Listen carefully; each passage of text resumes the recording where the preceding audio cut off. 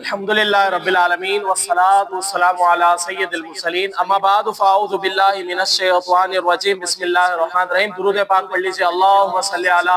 سیدنا و مولانا محمد وبارک وسلم صلاۃ و سلام علیک یا سیدی یا رسول اللہ۔ حسن اخلاق کے حوالے سے ہم واقعات سماعت کر رہے تھے، آج بھی انشاءاللہ دو تین واقعات سن لیتے۔ حضرت سیدنا ابو عبداللہ خیاط رحمۃ اللہ تعالی علیہ دکان پر بیٹھ کر کپڑے سلائی کیا کرتے تھے۔ ایک آتش پرست یعنی آگ کی پوجا کرنے والا آپ سے کپڑے سلواتا اور ہر بار اجرت میں جو وہ کھوٹے سکے دے جاتا۔ آپ خاموشی سے لے کر اسے رکھ لیتے، کھوٹے سکوں کے متعلق آپ کچھ بھی نہ کہتے اور وہ واپسی جو وہ چلا جاتا۔ ایک دن آپ کسی کام سے گئے ہوئے تھے تو آپ کی غیر موجودگی میں وہ آتش پرست آیا آپ کی دکان پر، اور جب آپ کو نہ پایا اور آپ کے شاگرد کو جو اس نے پایا اور وہی اس نے عمل کیا کہ کھوٹے سکے جو دینے لگا، تو شاگرد نے دیکھ کر جو وہ کھوٹے سکے اس کو واپسی کر دیے۔ کھوٹے سکے سے مراد یہ کہ وہ رقم کہ جو چلنے والی نہ ہو، تو کیا کیا شاگرد نے دیکھ کر واپسی کر دیے، یہ تو نہیں چلیں گے، وہ آتش پرست جو اسی حال میں جو چلا گیا۔ آپ رحمت اللہ تعالی علیہ جب دکان پر آئے تو آپ کے شاگرد نے یہ معاملہ جو بیان کیا کہ آتش پرست آیا تھا اور اس نے جو وہ کھوٹے سکے دیے۔ آپ رحمت اللہ تعالی علیہ نے فرمایا تم اسے لے لیتے سکے، میں تو کئی سالوں سے یہ عمل کرتا ہوا آ رہا ہوں، وجہ یہ ہے میں اس لیے یہ عمل کرتا ہوں کہ میری نیت یہ ہوتی ہے کہ ان کھوٹے سکوں کو میں رکھ لیتا ہوں اور کنویں میں ڈال دیتا ہوں، ایسا نہ ہو یہ آتش پرست جو وہ کسی مسلمان کو دھوکہ دے، اسی لیے جو ہے وہ یہ میں کھوٹے سکے لے لیتا ہوں اپنے پاس اور پھر جو ان کو کنویں میں ڈال دیتا ہوں کیونکہ وہ استعمال کے قابل نہیں ہوتے۔ تو کس طرح جو ہے وہ بزرگان دین اس بات کا اہتمام کیا کرتے تھے کہ کھوٹے سکوں کو لے لیتے تھے اور پھر جو ہے وہ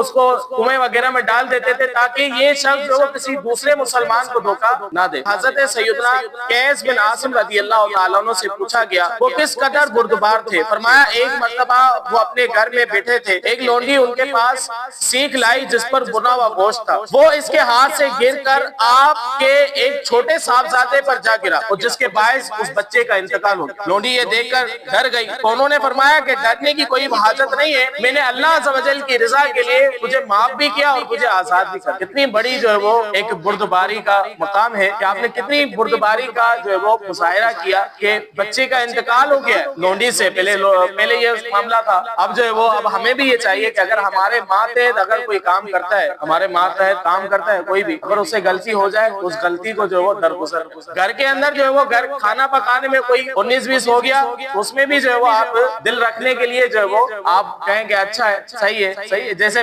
بیگم کے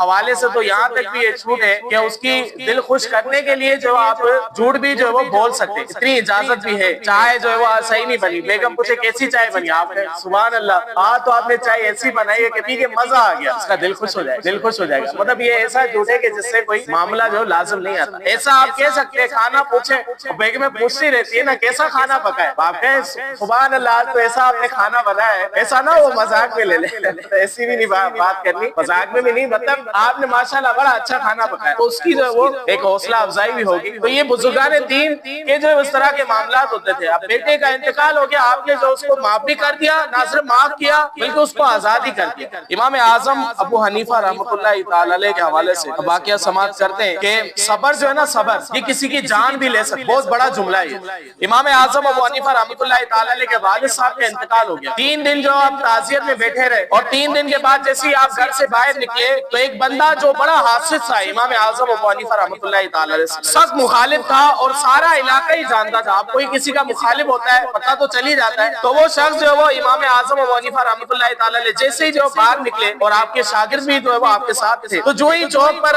سارے لوگ بھی جمع تھے، امام اعظم ابو حنیفہ رحمۃ اللہ تعالی علیہ کے سامنے یہ شخص آ گیا، آ کر کہنے لگا السلام علیکم، اور اس کے بعد کہنے لگا ابو حنیفہ سنا ہے آپ کے والد کا انتقال ہو گیا ہے، اگر تمہاری بوڑھی ماں کا رشتہ چاہیے تو مجھ سے کروا لے۔ اتنا سخت جملہ ہے۔ امام اعظم ابو حنیفہ رحمۃ اللہ تعالی علیہ کے شاگرد بھی عقیدت مند بھی جو ہے وہ موجود تھے، انہوں نے تو تلواریں نیام سے نکال لی، لیکن امام اعظم ابو حنیفہ رحمۃ اللہ تعالی علیہ نے فرمایا اپنے شاگردوں سے کہ یہ ایک شرعی مسئلہ ہے اور اس کا شریعت کے اعتبار سے جواب دیا جائے گا، کیا اس نے ہمیں لاوارث سمجھا ہے؟ امام اعظم ابو حنیفہ رحمۃ اللہ تعالی علیہ نے فرمایا، آنکھوں میں آنسو آ گئے تھے امام اعظم، آپ نے آسموں کو پہنچا اور پہنچنے کے بعد اس شخص سے یہ کہا کہ تم رشتے کی بات کرتے ہو، میری والدہ جو عدت میں جو نکاح نہیں ہو سکتا، عدت کے بعد میں تمہارے حوالے سے اپنی والدہ سے پوچھ لوں گا، اگر وہ نکاح کرنے پر راضی ہے تو مجھے کوئی اعتراض نہیں۔ جب یہ جملہ سنا اس شخص نے، امام اعظم ابو حنیفہ رحمۃ اللہ تعالیٰ نے تھوڑے ہی آگے گئے، آگے جانے کے بعد وہ شخص جو وہ دڑام کر کے زمین پر گر گیا۔ شاگردوں نے کہا کہ وہ